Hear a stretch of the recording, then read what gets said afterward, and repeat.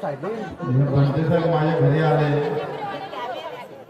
आणि त्यांनी एवढा आग्रह धरला की मला माहितच होतं खरं तुम्हाला याच लागतं आणि त्यांचा पोशाख हे सगळं पाहून मी पहिलेच प्रभावित होतो. खरं तर हा पोशाखच माणसाला आकर्षण आणि एक वेगळ्या प्रकारचा त्याच्यामध्ये एक आशावाद निर्माण करतं. गणपतीचा शब्द खाली जाऊ नये म्हणून आणि या भूमीला आम्ही आलो पाहिजे एवढे सगळे उपासक उपासिका आम्ही येतो आणि गणपतीची खरंच आपल्या सर्वांचं खरं तर मी आभार मानतो का तुमच्यामुळं या भूमीत आम्हाला येता आलं म्हणून आपला आभार मानतो. मला धन्यवाद.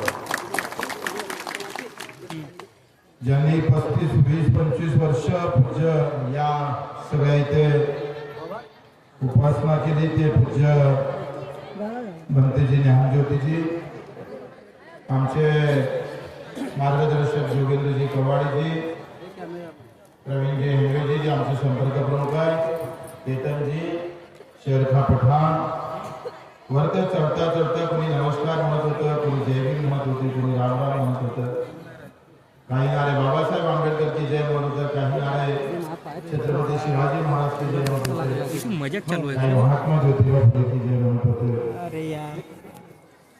खरं तर या सगळ्याला एकत्र करण्याचं काम असतं ताकद आज आपण जर या देशामध्ये सगळीकडे जर पाहिलं तर जातीच्या नावानं हिंदुस्थान पेटताना दिसतं. कधी कधी धर्माच्या नावानं आम्ही पाहतोय हा देश पेटताना आम्ही पाहतोय. कधी कधी झेंड्याचा रंग पाहिला आणि रंग खाली पडला म्हणून तो आमचा झेंडा खाली पडला नाही. ते म्हणता आमचा झेंडा खाली नाही पाहिजे, तो म्हणजे आमचा झेंडा खाली पाहिजे नाही.